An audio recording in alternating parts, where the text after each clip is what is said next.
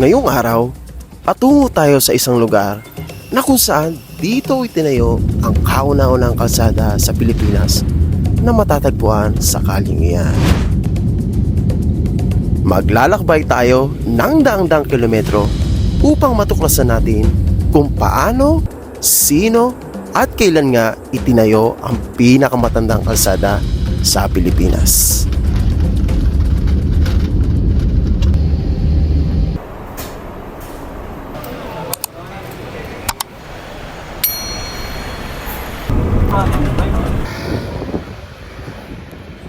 Ang lungsod ng Cebu ay isa sa pinakamahalagang lugar sa ating bansa na kanlungan ng malalim na kasaysayan ng bansa, lalong-lalo na ang pananampalatayang Kristyanismo.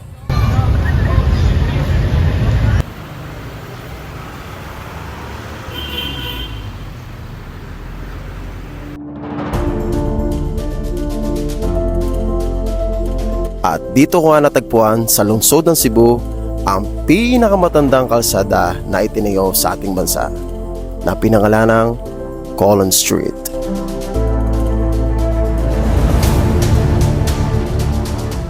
Ang mga dambuhalang istrukturang ito na nasa aking likod ay sumasalamin sa napakahalagang mga pangyayari o kasaysayan ng lungsod ng Cebu.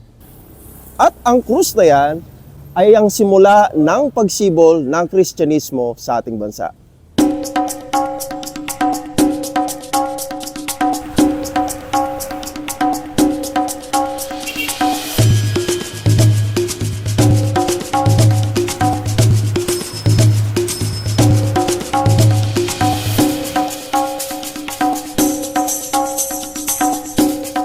At ang kalsada nga ito, dito tayo magsisimula kung saan itinayo ang pinakamatandang kalsada sa buong Pilipinas. Itong istruktura na to, kung tawagin ay obelisk. At sa baba nito, makikita natin na may tatlong marker dyan, nakasulat sa Filipino, English at Bisaya siguro, dahil nasa Cebu tayo. At sinasaad nga rito sa marker na to, na ang Daang Colon ay kilala rin bilang parian ang pinakamatandang daan sa Pilipinas na ipinatayo ng mga Kastila noong 1565. At dyan nga nagsimula ang kalsada na napakatanda na unang itinayo sa ating bansa.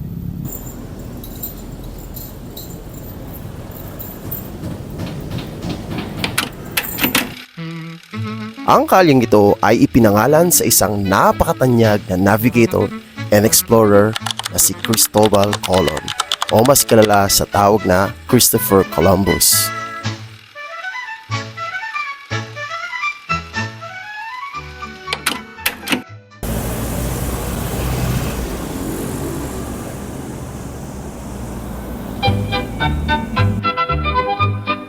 Sa pagsisimula pa lamang ng aking paglalakbay sa lugar na ito, nakita ko na agad ang makulay na kasaysayan kung paano hinubog ng panahon ang lugar na ito.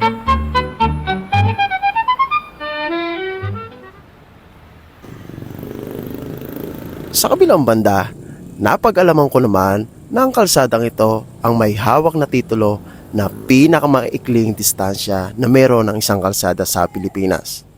May haba lamang ito na 1.17 kilometers or 0.73. Malaking bahagi din ng daang ito ay katatagpuan ng mga modernong gusali at istruktura. Narito ang mga hotels, malalaking universities, syempre malalaking mga mall din at iba pang mga establishmento na pang negosyo.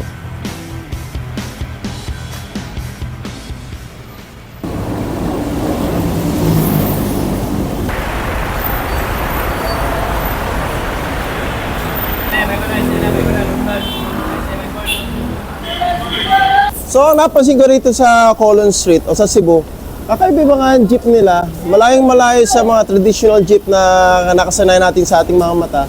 Ayan o, kakaiba. Napakakulay ng mga jeep dito.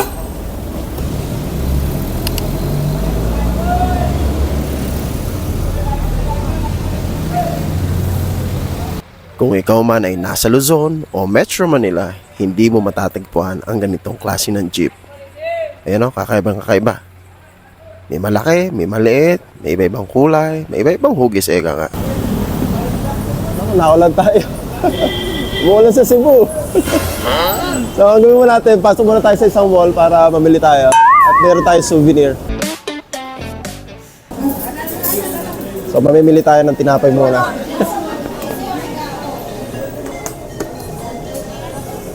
Mura lang niya, oh.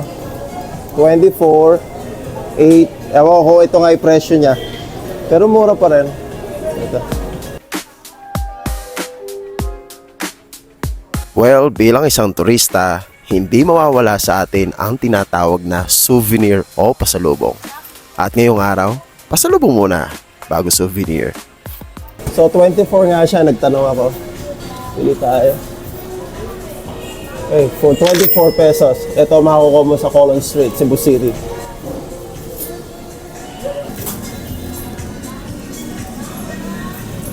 Oh, 42 lang ha. Mimili ako. Para mas malaki ka din sa dulo. Ang gara ng tinapay na to.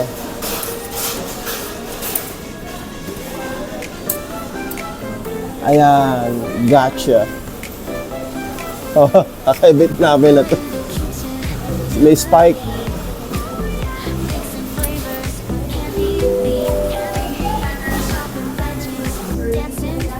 Ito pa isang masarap sigurado. Lako.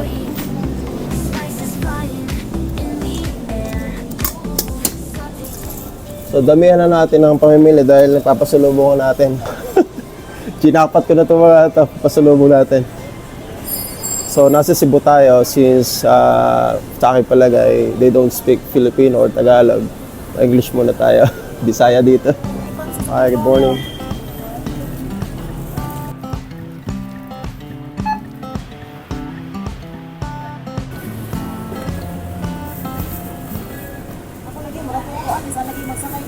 So how much for that bread? Only 32. Mukha yatang hindi welcome si Juan Roque. Ating nga.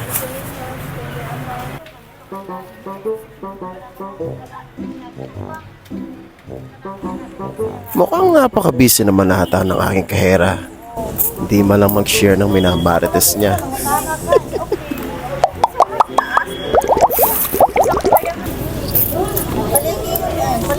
Do you have eco bag?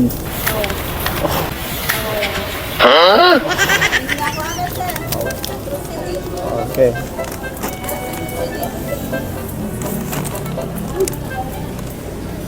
Okay. Let's buy an eco bag so I can carry this. So imagine I bought 7 loaves of bread for only 265 right here at Collins Street, Cebu City. Woo!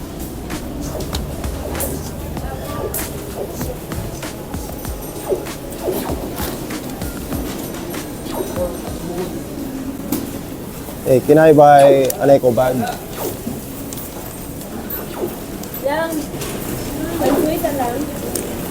Ganun sana kaya, ting. How much that eco bag? 38. So expensive here.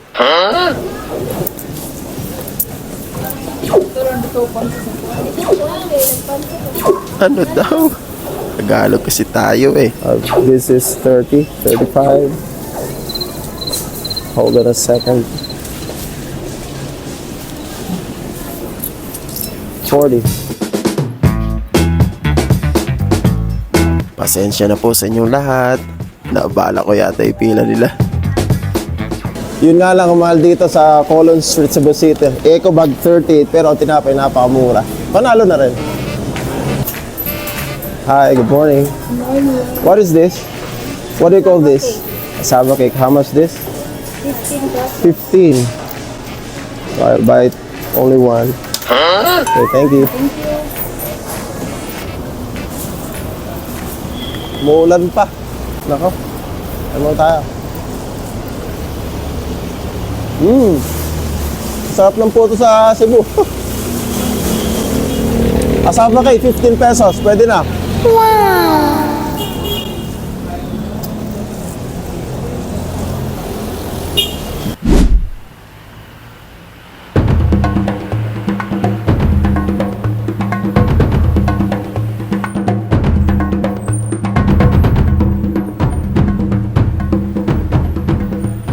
ang kulon na ito na nasa pusod ng lungsod ng Cebu ay kaparehang-kapareha lamang o hindi nalalayo sa iba pang mga lungsod o kabayanan na aking napuntahan sa iba pang mga lugar sa Pilipinas. Ngunit ang kapansin-pansin nga dito ay may kalumaan na ang ibang mga gusali na narito sa Colon Street. Sa paglipas ng panahon, makalipas nga ang halos 500 taon, ito na ang itsura ng Colon Street. Asfaltado na siya. At syempre, kung iisipin natin yung noong unang panahon na ginawa ito, hindi ito ang itsura niya panigurado. Sa aking palagay, ito siguro ay gawa sa cobblestone at kung ano pang mga materyales ang ginamit ng mga Kastila sa paggawa ng kalsadang ito. Kung meron nga lang talagang time machine, ako panigurado ang kauna-unang babalik sa nakaraan upang makita ko at masilayan kung ano ang itsura ng dang ito nung ito ay unang itinayo. Alright, so dito na tayo nagwawakas at natagpusan natin ang pinakamatandang kalye sa buong Pilipinas, ang Colon Street na itinayo halos 500 taon na nakalipas. Hindi natin maitatanggi na napakalaki na naging ambag nito sa paghubog ng ating kasaysayan. Ito ang Colon Street na siyang pinakamatandang daan na ginawa sa ating bansa. This is One Road, always on the road. So don't forget to subscribe to my channel. Teka, paano ba akong tatawid na umuulan?